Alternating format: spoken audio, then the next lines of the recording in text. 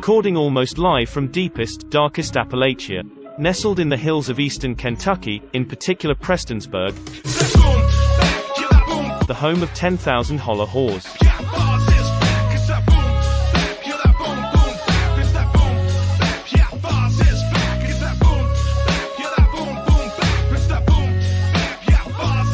It's the mWo podcast on Patreon.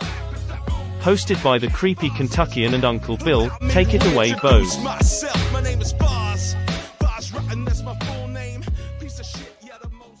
Foz is back, and so is old Curly Jaws. What's going on, dude?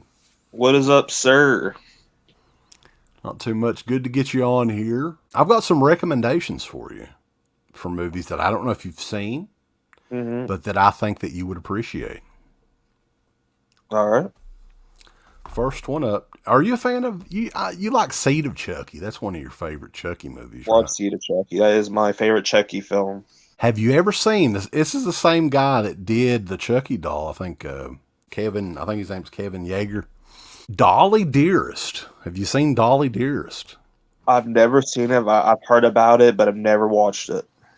So this is one that you would really enjoy. This is like it's Dolly Dearest. She's a female Chucky. And Vinegar Syndrome has a special edition Blu-ray of this one out. I haven't seen the new remaster of this from Vinegar Syndrome either, but the doll itself is pretty hilarious looking. This one right here will be your favorite George Romero movie. Do you have a favorite George Romero movie right now or no? Yeah, Survival of the Dead. Okay, well that's only because you haven't seen Bruiser yet.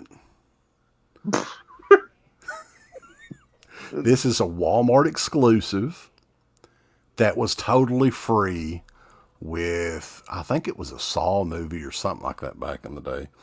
And there's a reason it was free. That's all I'm going to say. That's check it out. This is a weird time frame for Romero. This was 2001.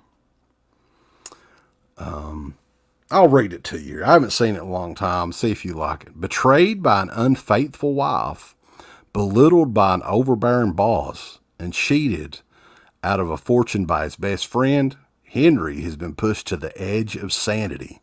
Stripped of everything, including his identity, Henry wakes into a nightmare world where he has been left without a face.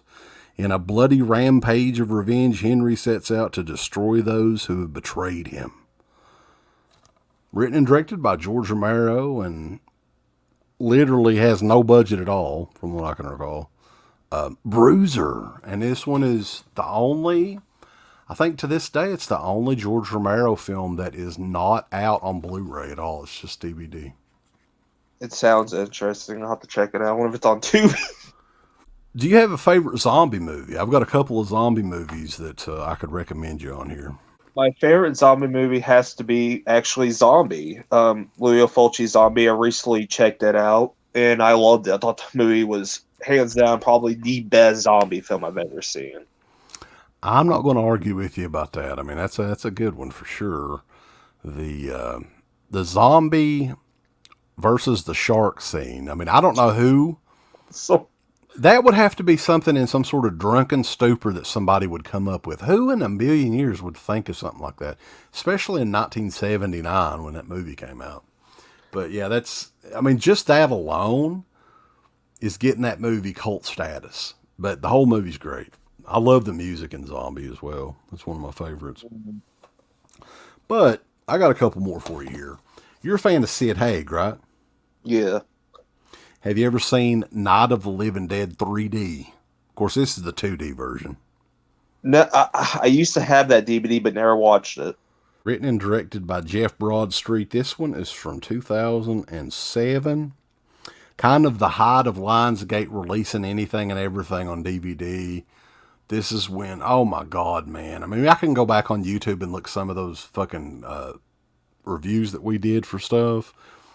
There was like literally $20 movies, like that low budget of a movie that Lionsgate would fucking come out with. Now this one's got a little bit of a budget to it. I mean, they did hire Sid Haig to be in it, but yeah. Does Lions they even still make films anymore? Like I haven't seen a film from them in a while. Well, they came out. They was the ones that put out the next Saw movie, so I guess they're still in business. Yeah, they're definitely. I don't think they're doing a lot of low budget. Like what they would do, I think, is they would buy these movies for literally nothing and just release them and mass market them and all that.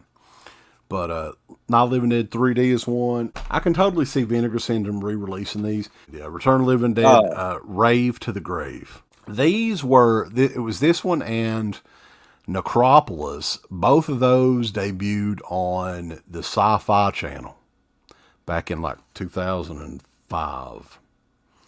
And these are barely movies too, by the way. The gimmick with these is they had filmed footage of, the Chernobyl nuclear disaster area or whatever.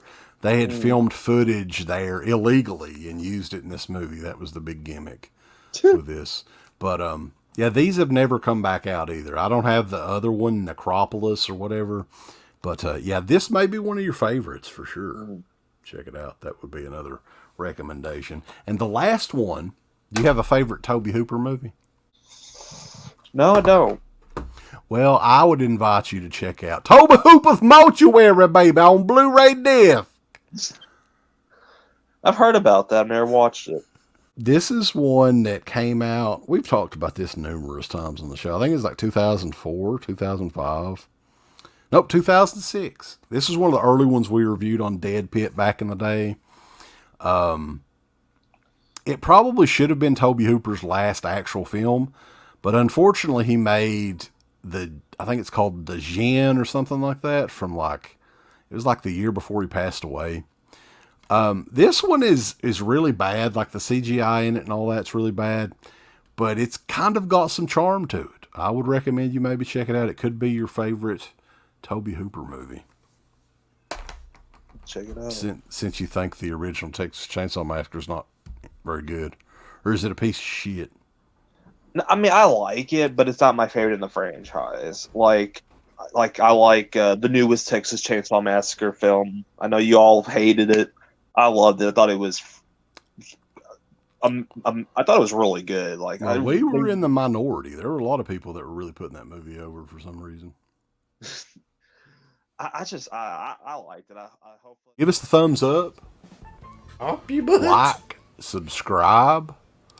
And if you subscribe, here's something else you can do. Once you subscribe, you can click the bell notification, right? And it'll notify you anytime that Dead Pit puts up new shit.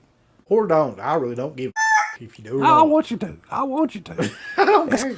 Let's keep our community growing here on YouTube. I don't like it. I don't want you to do nothing. Listen, they need to do that, pal. No, don't you dare touch it. Thumbs up. Subscribe. And click that bell. For this video officially ends, Old Curly Jaws has a message for you. Go on over to shop.deadpit.com and go look at their Teen Public store right now. You've got some new shirts like the Old Curly Jaws official t-shirt, which is brutal and badass. You got the Yummy Gummy shirt with the captain himself on the shirt. You got Uncle Bill's face on a fucking shirt. You got the Final Girl shirt. You got all these shirts over at shop.deadpit.com. Get them before they're all out, especially the new one, Bedtime's in39. It doesn't get better than that, so go on out. Check out these shirts at shop.deadpit.com. Go look at their Teen Public store. You're going to have a good old time. Get them all! Thank you to all of our supporters on Patreon. Dead Pit on Patreon.com is the only place to check out a complete archive of the old Dead Pit radio shows all the way back from 2005 on, in addition to the midweek shows and fan commentaries, exclusive podcasts, and much more. Dead Pit on Patreon.com if you're interested. Tiers start at only $1.